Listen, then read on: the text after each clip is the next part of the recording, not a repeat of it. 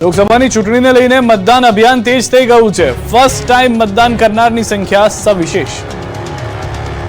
ગુજરાતમાં આશરે 5 કરોડ લોકો આગામી ચૂંટણીમાં કરી શકશે મતાધિકારનો ઉપયોગ। ઈપીઆઈસી કાર્ડ ન હોય તો ઈપીઆઈસીની પ્રિન્ટ પણ ઓળખના પુરાવા તરીકે માન્ય ગણાશે। મતદાનની ટકાવારી વધારવા માટે રાજ્યભરમાં પખવાડિક સઘન મતદાન જાગૃતિ કાર્યક્રમનું આયોજન કરવામાં આવ્યું છે।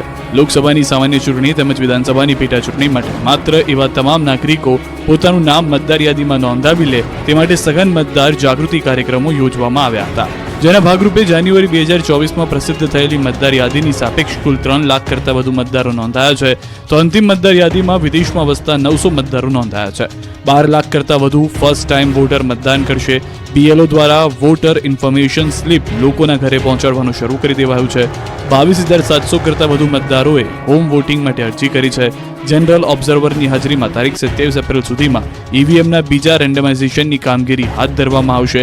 તારીખ 25 એપ્રિલથી વિધાનસભા પેટા ચૂંટણી માટે અને તારીખ 27 એપ્રિલથી લોકસભા સામાન્ય ચૂંટણી માટે ઈવીએમના કમિશનિંગની કામગીરી હાથ ધરવામાં આવશે। 28 એપ્રિલને રવિવારના રોજ સમગ્ર રાજ્યમાં 49,140 મતદાન મથકો ખાતે નો યોર પોલિંગ સ્ટેશન અભિયાનનું આયોજન કરવામાં આવશે। 5 મે 2024ના રોજ પોલિંગ સ્ટાફના ત્રીજા રેન્ડમાઇઝેશનની કામગીરી હાથ ધરવામાં આવશે। 22 એપ્રિલના રોજ પ્રસિદ્ધ થયેલી હરીફ ઉમેદવારોની યાદી પ્રમાણે લોકસભાની ચૂંટણી માટે કુલ 266 ઉમેદવારો તેમજ વિધાનસભા પેટા ચૂંટણી માટે કુલ 24 ઉમેદવારો વચ્ચે ચૂંટણી યોજાશે। કાર્યક્રમનું આયોજન કરવામાં આવ્યું છે।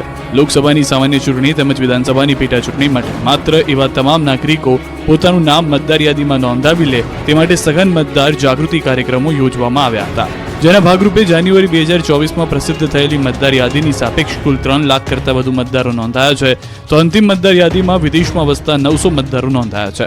12 લાખ કરતાં વધુ ફર્સ્ટ ટાઈમ વોટર મતદાન કરશે। બીએલઓ દ્વારા વોટર ઇન્ફોર્મેશન સ્લીપ લોકોના ઘરે પહોંચાડવાનું શરૂ કરી દેવાયું છે। 22,700 કરતાં વધુ મતદારોએ હોમ વોટિંગ માટે અરજી કરી છે। જનરલ ઓબ્ઝર્વરની હાજરીમાં તારીખ 27 એપ્રિલ સુધીમાં ઈવીએમના બીજા રેન્ડમાઇઝેશનની કામગીરી હાથ ધરવામાં આવશે। તારીખ 25 એપ્રિલથી વિધાનસભા પેટા ચૂંટણી માટે અને તારીખ 27 એપ્રિલથી લોકસભા સામાન્ય ચૂંટણી માટે ઈવીએમના કમિશનિંગની કામગીરી હાથ ધરવામાં આવશે। 28 એપ્રિલને રવિવારના રોજ સમગ્ર રાજ્યમાં 49,140 મતદાન મથકો ખાતે નો યોર પોલિંગ સ્ટેશન અભિયાનનું આયોજન કરવામાં આવશે। 5 મે 2024ના રોજ પોલિંગ સ્ટાફના ત્રીજા રેન્ડમાઇઝેશનની કામગીરી હાથ ધરવામાં આવશે। 22 એપ્રિલના રોજ પ્રસિદ્ધ થયેલી હરીફ ઉમેદવારોની યાદી પ્રમાણે લોકસભાની ચૂંટણી માટે કુલ 266 ઉમેદવારો તેમજ વિધાનસભા પેટા ચૂંટણી માટે કુલ 24 ઉમેદવારો વચ્ચે ચૂંટણી યોજાશે। ઉનાળાના પ્રારંભ સાથે વડોદરા અને ભાવનગરમાં શરૂ થઈ ગઈ પાણીની પારાયણ। મહિલાઓએ કર્યું હલ્લાબોલ।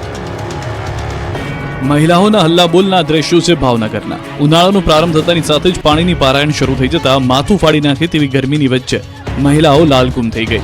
ભાવનગરના કુંભારવાડામાં પાણીની સમસ્યાને લઈને મહિલાઓ એકત્ર થઈ હલ્લાબોલ કર્યો। કુંભારવાડા નારી રોડ ઉપર ઉતરી રોડ બંધ કરી દેતા ટ્રાફિક જામ થઈ ગયો। રોડ પર વાહનોના થપ્પા લાગી ગયા હતા।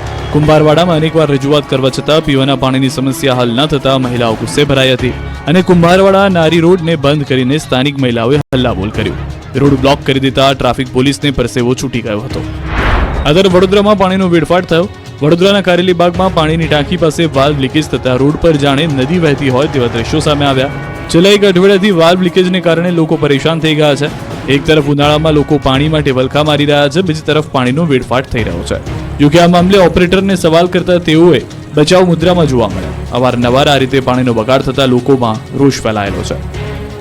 ગીર અભયારણ્યમાં સિંહના મોત મામલે હાઈકોર્ટે કરી છે લાલ આંખ। કયું અધિકારીઓ એસી ઓફિસમાં બેસી મગજ બંધ કરી સિંહોના મોતની તપાસ કરતા લાગે છે।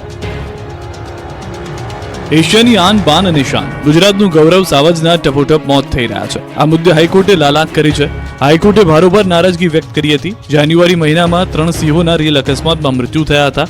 આ મામલે ગુજરાત હાઈકોર્ટે અધિકારીઓનો ઉધડો લીધો છે।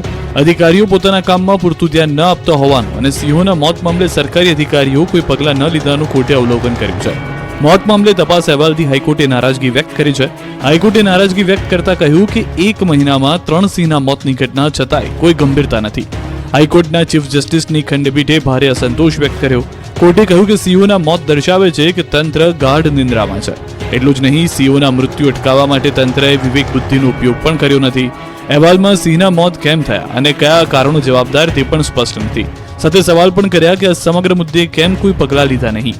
હાઈકોર્ટે માર્મિક ટકોર કરતા કહ્યું કે અધિકારીઓ એર કન્ડિશનમાં ઓફિસમાં બેસીને મગજનો ઉપયોગ કર્યા વગર કામ કરતા હોય તેમ લાગે છે.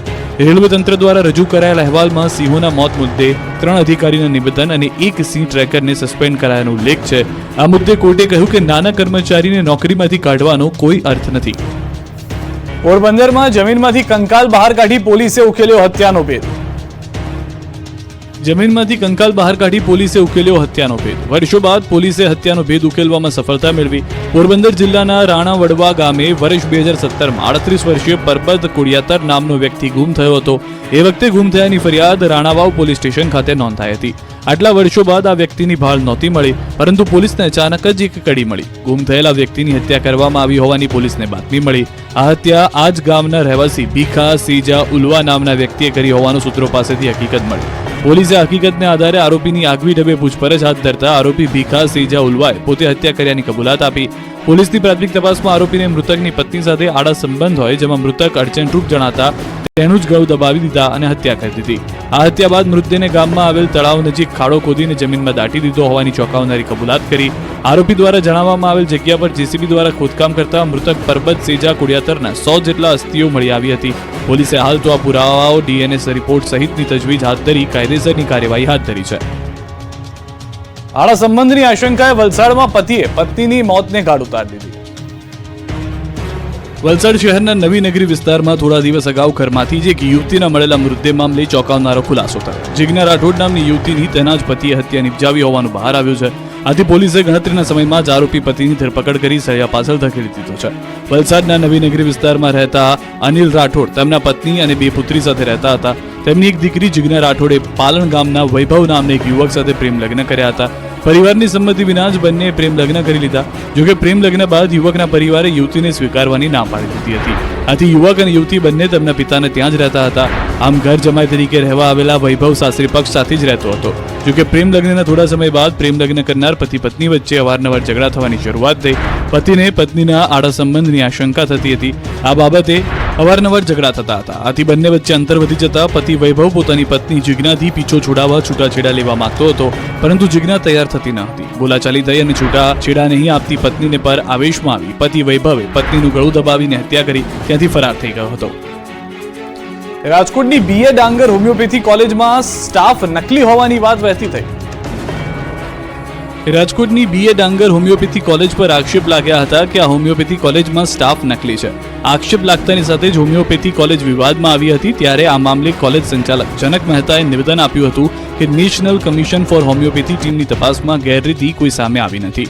પૂર્વ પ્રિન્સિપલ આર કે મિશ્રા દ્વારા બદનામ કરવાનો પ્રયાસ કરવામાં આવી રહ્યો છે. આર કે મિશ્રા અરજી કરી ખોટા આરોપ લગાવે છે. અમારા શિક્ષકો લાયકાત ધરાવે છે. અમારું પરિણામ યુનિવર્સિટીમાં તપાસ કરી શકો છો. 80% સ્ટાફ ગેરલાયક હોવાની વાત ખોટી છે. ત્યારે હવે આ મામલે સત્ય શું છે તે તપાસના અંતે જ બહાર આવશે. પીએ મોટો સપાટો બોલાવ્યો. આર્થિક ગુના નિવારણ શાખાના એએસઆઈ વતી લાંચ લેતો વચેટિયો સકંજામાં આવી ગયો. સરકારી અધિકારીઓ કામ કરવા માટે લોકો પાસે લાંચ લેતા હોવાની અનેક ફરિયાદો સામે આવે છે. ત્યારે એસીબીએ આવા લાંચી અધિકારીઓને પાઠ ભણાવવા સકંજો કસ્યો છે. સુરત એસીબીએ સુરતના ઇકોસેલ એટલે કે આર્થિક ગુના નિવારણ